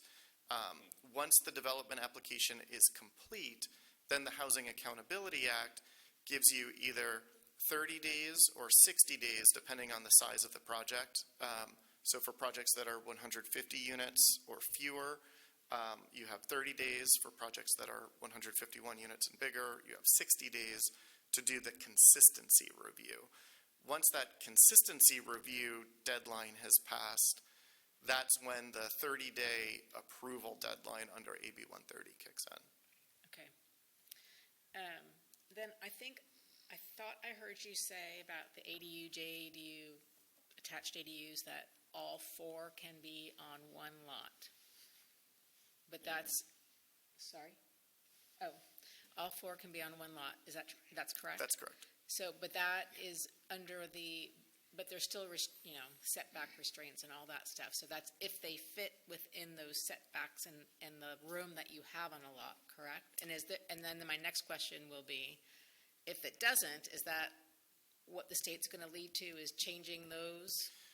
So the ADUs that have to be allowed to be stacked like that are in the category of the state exempt ADUs. So they are subject to 4-foot side and rear yard setbacks, but not the generally applicable setbacks that the city zoning would otherwise require.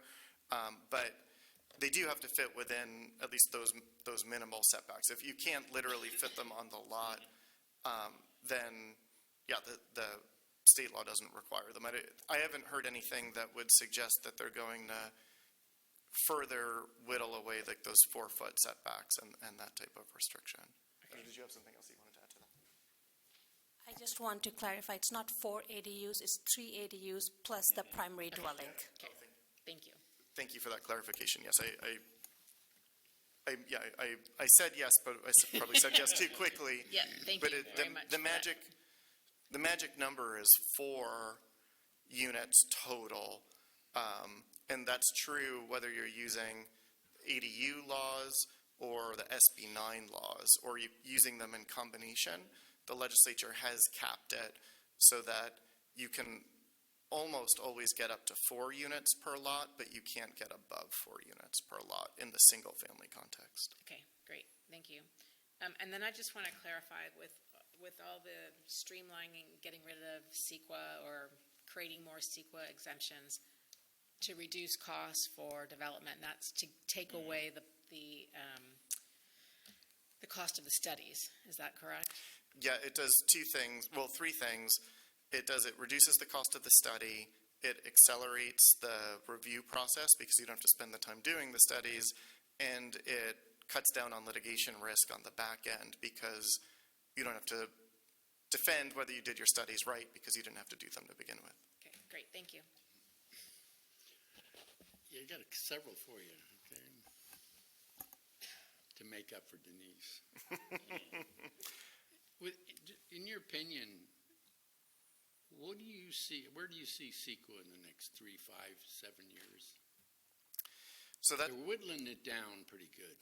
yeah, it's interesting that I would say this is a moment where CEQA is probably as politically unpopular as it's been in my lifetime.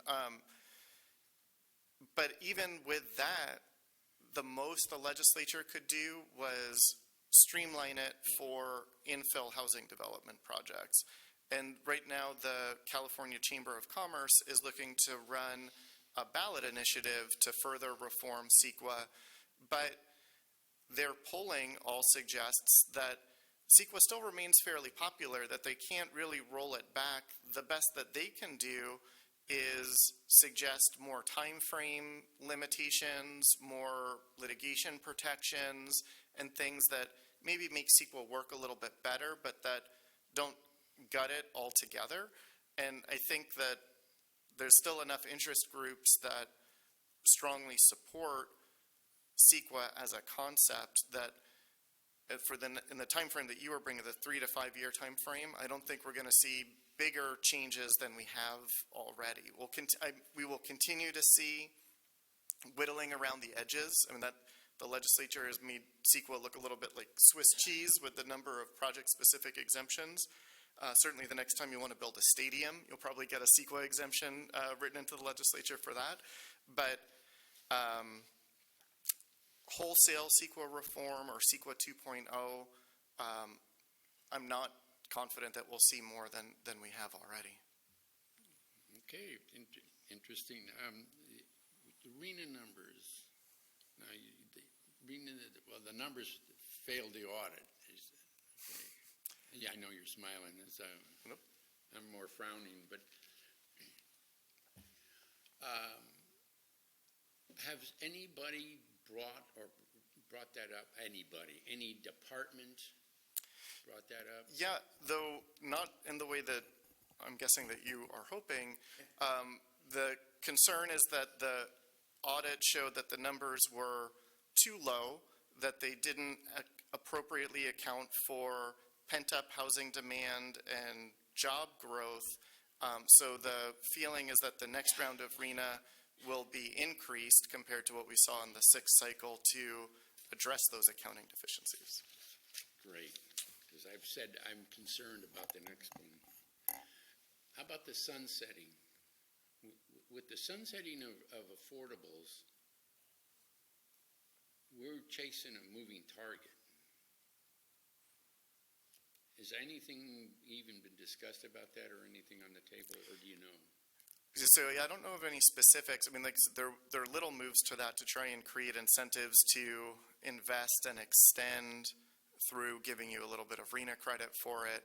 But yeah, the state's policy approach, and I think they probably would agree that it's a moving target, but that just increases the need to ramp up production far beyond what we've historically been able to do here in California. So I think that has been the state's approach, is trying to look for ways to increase production. The other thing that I've heard lawmakers start to say is that there's starting to be a sense that they've taken the streamlining bills about as far as they can go, and they're trying to look for other things that are causing bottlenecks in housing production, around some of the even state agencies or power companies, issues with PG&E, providing adequate infrastructure and timely infrastructure. I think that's why we're starting to see stuff around building permit reviews and getting things out of the ground a little faster. None of that really addresses the big structural issues around labor costs, material costs, tariffs. All of those hurt production, and the state hasn't been well positioned to address those issues yet. But their answer, sorry, there's a long answer to your short question, but the state's approach has been to continue to look how can we get more new supply, and then that will take care of the problem of expiring credits or expiring affordability restrictions and older units cycling out. Okay. Is there any reconciliation being done with all the housing requirements and everything being with Plan Bay Area 2050? Because legislation is statewide. Plan Bay Area is ABAG. Yep, so that's one of the goals of the AB 1275 is to address either the COGS or the subregions, to have them use the SCS when they're allocating their RENA more than they did in previous cycles. So as you just said here, that's Plan Bay Area 2050. The other COGS have their own sustainable community strategies, but the legislature's direction is to have the COGS or the subregions have the RENA allocation more closely mirror what was in the SCS and try and true those up a little bit. Because I think the other thing that the audit that you referenced suggested was that the state didn't do a good enough job of aligning housing and job demand and trying to get housing in places that could facilitate transit use or reduce commute times and contribute to positive climate outcomes. And I think they view the sustainable community strategy as a framework to try and address that. Okay, thank you. Our plan checker, you talked about plan checkers. Somebody can bring in their own plan checker if the city doesn't step up to the plate quick enough. What's the qualifications for the plan checker, this public plan checker or whatever it happens to be? Mm-hmm. There are, I have to look it up to tell you the exact, but there are specific professional qualifications that they have to meet that are specified in the Health and Safety Code. And they do, also, as I mentioned before, they have to sign an affidavit that they have those qualifications, that they did review the plans, that the plans meet the Health and Safety Code standards. Also, it's not an automatic issuance of the approval. To unpack this one a little bit further, if the applicant hires their private plan checker, puts their approved plan set together, and turns that back into the city still has then 10 days to review that and can kick it back and say that, no, your plan checker didn't do a good enough job. I think the theory is that having the private plan checker get it started, do the bulk of the work, then the city has a 10-day window. Maybe that's more achievable than doing everything from scratch. However, if it misses at the end of that 10-day period, then the permits can be deemed approved if the city doesn't respond. So it does still delegate some of that authority out to a private entity. To add on to that question, something from the planning commission came, calendar or work days? Oh, calendar days. Boy. We just work every day. You can solve that problem very easily. Talk about the holidays. Yeah. And how long were we closed? A week or week and a half? Yeah, right. Okay. Anybody else come up with any questions? I'll get to you now. Ravi? Thank you, Mayor. So piggybacking on what the mayor said earlier about affordable housing, I sell land, as a profession. So I often hear, especially from affordable housing developers, the ones that actually do 100% affordable, that a specific size of the land, like if it's a half an acre, is not enough for them to qualify for funds. I feel it's a big constraint for development. Oftentimes, especially on the peninsula, you won't get too many 1 acre acreage land, right? I mean, I have a couple of them which are half an acre or less, but they're just sitting because there's no funding available for that. So has that been looked into by the state? No, I mean, the state financing programs do incentivize. They have minimum densities, minimum unit thresholds, and those do require larger lots and parcel assembly. Just because the state policy there is trying to leverage and get the most bang for their buck, and on a per square foot basis, I think they're concerned it will be more expensive to do the smaller sites. So they're looking to invest in larger projects. They can get a lot of units online at once, but that does leave a little gap in the market that you're describing. Thank you. Planning Commission, anybody? Good. Okay, Patrick, you had... Yeah, just one more question to dovetail into is keeping up on the insurance issue that we have in the state right now with building. That's been a big obstacle as I'm a real estate broker, and people are exiting the state of California as fast as you can say. So what are we doing to protect the insurance issue that we have right now, which is a crisis for all housing? That is an excellent point. I don't have a very good answer for that, but I'm not sure. I'll just say that I don't really know. Okay, because I know I've experienced recently on multiple units where somebody inherits it, and all of a sudden insurance goes from $3,000 a year to $20,000 a year, and they're in desperate need, and nobody wants to insure them.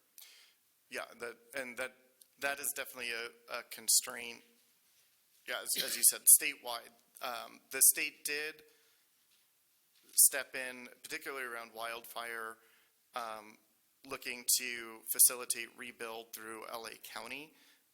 But I'm not aware. It doesn't mean it's not happening. I'm just not familiar with efforts to help stabilize on a statewide basis yet. But I agree with you that it is cost of to the extent the legislature is concerned about cost of living issues and affordability, like we talked about at the beginning. That has to be really close to the top of the list. It's a huge expense. I heard there was some talk back in Sacramento where they were thinking of creating their own insurance to protect those contractors so they could move forward with that. Mm-hmm. So, thank you. All right, anyone else? Last chance. Okay, part 2. Great. So now we're going to wrap up. Part 3, excuse me. Yeah, Denise got part 1, and I do 2 and 3.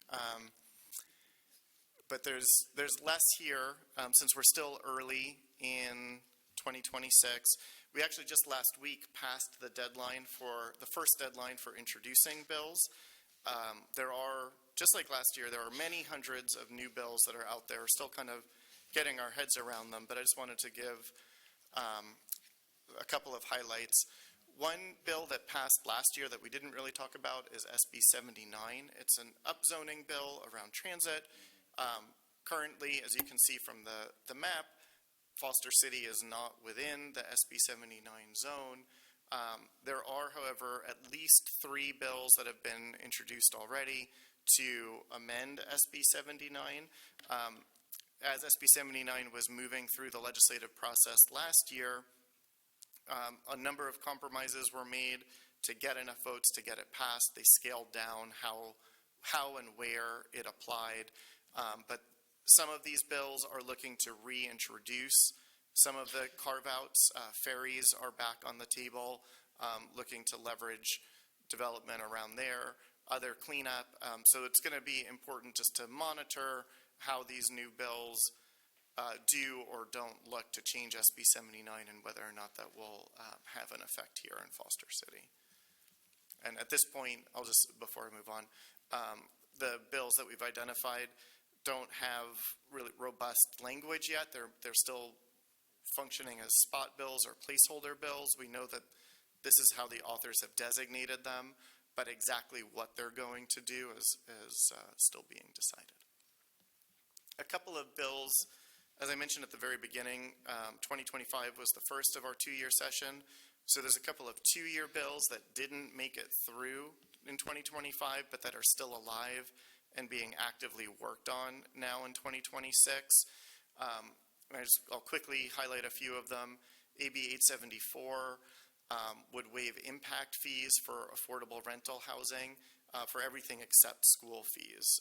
So currently, affordable housing developers still have to pay their impact fees for parks, transit, sewer, any impact fee that you have adopted, but this would carve them out. And anticipating the question and related to, will the state reimburse you for that? Right now, there's not a state fund that's been identified to close the gap of how you would actually pay for services and make that viable.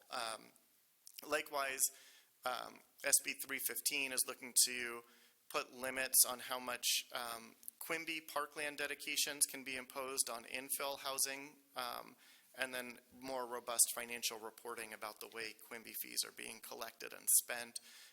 Again, looking for ways to reduce the cost load on new housing without as much concern for what that means for the ability to continue to provide services for that new housing.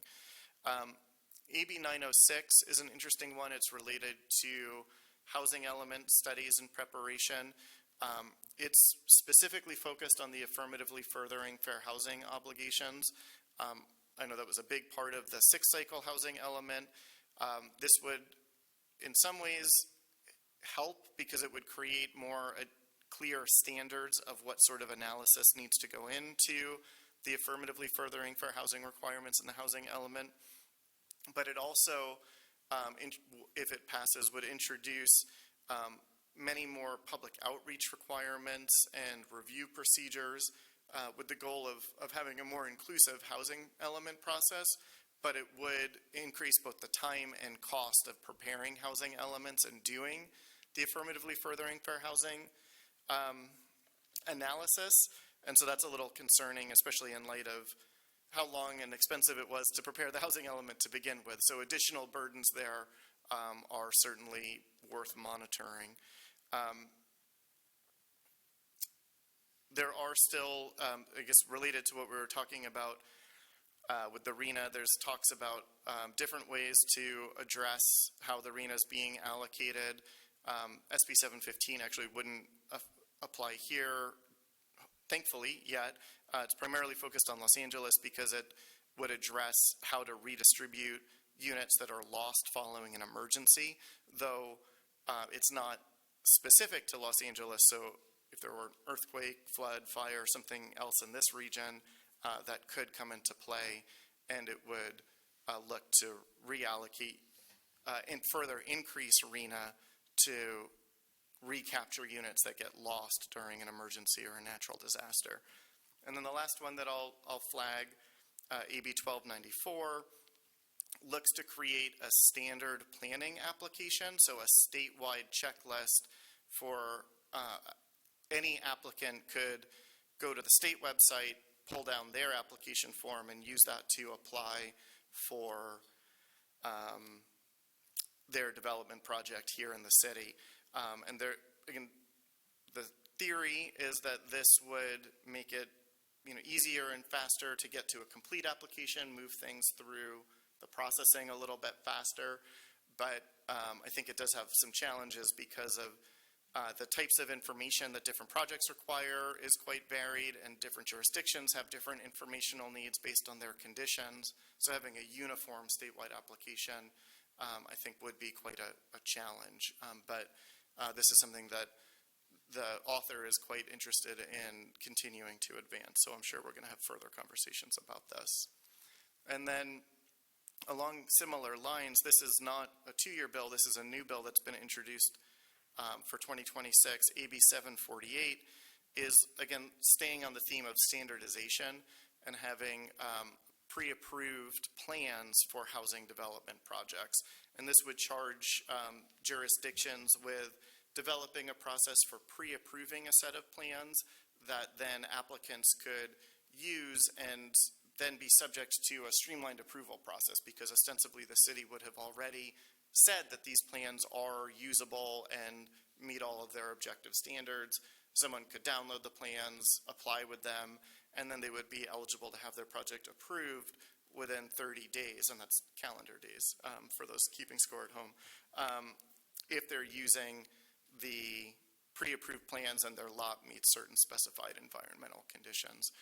So we'll see if this advances. Like I said, this is new this year, so we don't have a lot of feedback about how invested the legislature is, but I thought it was worth highlighting for you all. But that's actually, that's it. We're front-loaded in Part 2. Part 3, like I said, it's a teaser. There'll be a lot more that develops over the course of the year as we see which of the many hundreds of bills that were just introduced last week take shape and move through committees and look to affect development here in Foster City. But I don't know if there's any questions about these pending bills. Questions, Planning Commission? I don't see any hands. Oh, Robert? Eric, great job. Thank you. Have you heard any rumblings about bringing back redevelopment agencies, redevelopment funds? I've heard some rumblings, but I don't know how real that is. Yeah, so, I mean, there's a constant push and pull. I mean, there definitely are voices in the legislature that would like to see something replace redevelopment and help close the financing gap, especially with investment for affordable housing and infrastructure.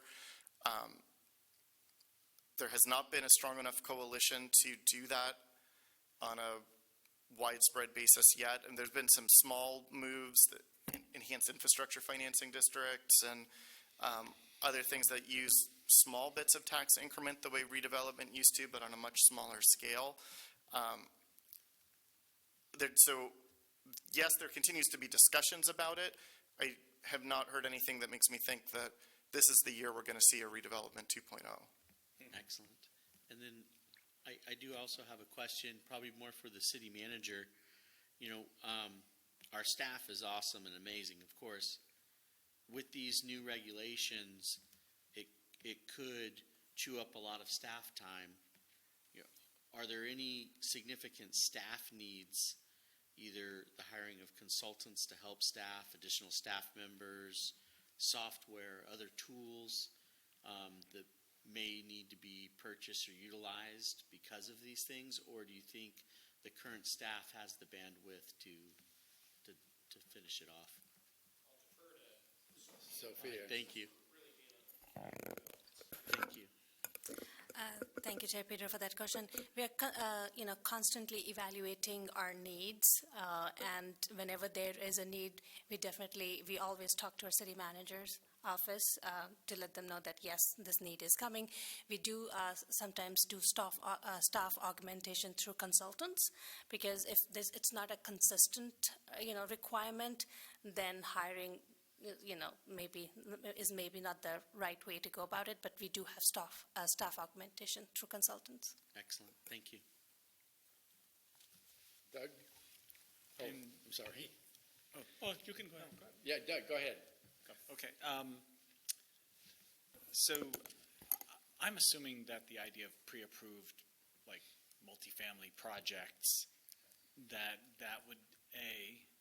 take into account soil condition differences? And B, I assume it's driven towards larger municipalities where they might get some benefit from, like LA could say, if you're building on a hill and you have this type of soil, this is pre-approved, as opposed to our little space of the world. Yeah, so they are for both multifamily and single-family projects. There are limitations where designs that are used in planned unit developments aren't eligible, but they are looking to just increase certainty and predictability.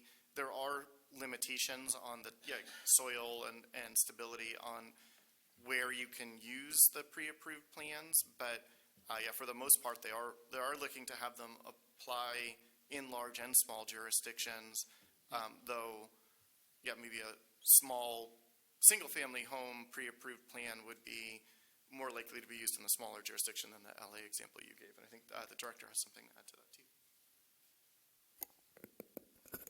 Commissioner Stovall, last year city did approve pre-approved ADU plans.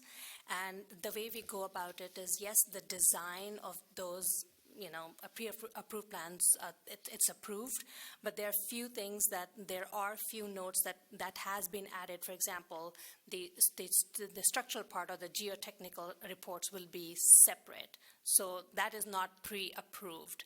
So yes, they can use the design, but they still have to comply with other health and safety code requirements like geotechnical reports, structural elements, or some other requirements. Okay, great. And then also, Director, following up on Chair Pedro and Council Member Venkat, am I to understand that you guys, for doing RENA, you don't have a project management software like Jira or something like that can aid? Yeah, again, the reason is because HCD's format has been changing over the years. So if we know for sure there is one format that's how we have to report, we can definitely look into one software. Okay. And also, as I said, their system is like an Excel format. So no matter what we do at our end, we still have to input the data into their format. Okay. So that's where the disconnect is. And as I said, we're always evaluating how best we can, compile this data. Okay. And I'm hoping that HCD has one format moving forward, and we know that's how we have to go about it, and we can work on that source. Okay, thank you. Bobby? Thank you. So I guess, every year several bills are introduced, passed.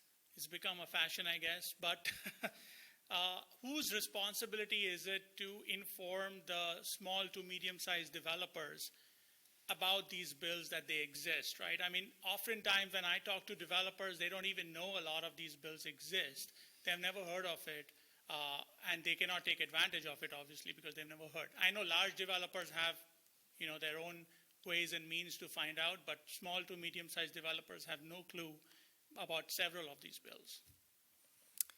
Yeah, I mean, so I guess that would fall oftentimes then to trade organizations to fill the gaps, the ULI or Spur and other entities. The BIA certainly works with mostly larger home builders, but there are development-oriented trade organizations that do legislative updates and presentations and outreach. So they should look to be involved in those development communities to get the resources that they're looking for. Good. Anyone else on the Planning Commission? Nope. Okay. Maybe you have anything? No. Okay. Patrick?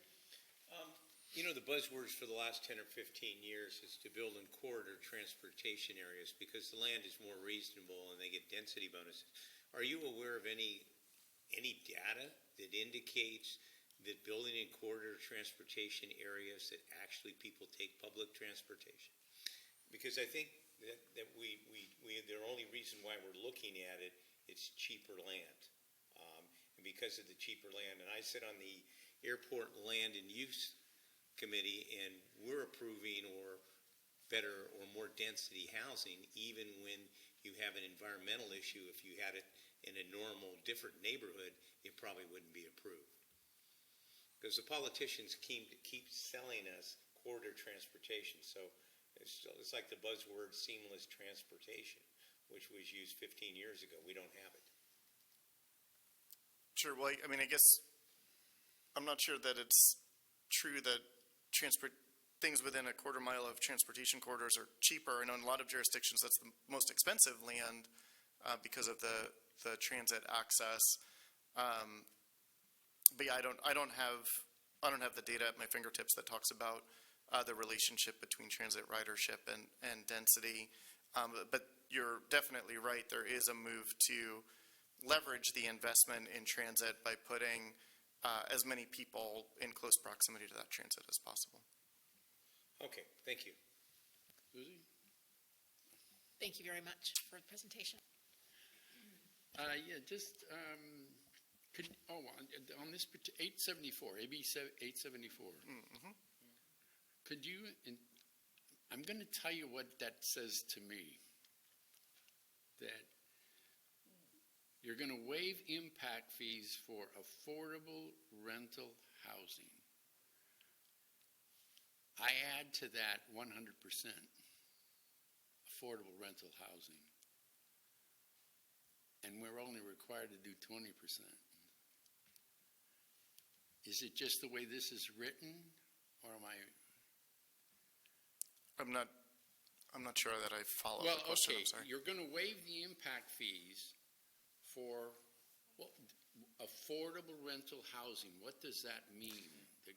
Oh, so yeah, it would be defined as housing affordable to lower income households, so 80% of the AMI. So it could be a 100% affordable project, doesn't pay any impact fees. It could be the percentage of a market rate project that's dedicated for affordable, those units aren't paying impact fees. Or you're not paying impact fees for 20% of your units if those are so affordable. they'd only pay for 80% of them. Okay. Correct. All right, got it. Maybe I asked that poorly, but. Yeah, no, I just wasn't following you exactly, but we got there. Yeah. Okay, any more questions come up? Or forever hold your peace. All right, thank you very much, and thank both of you and Denise and Sophia. So, with that, meeting's adjourned.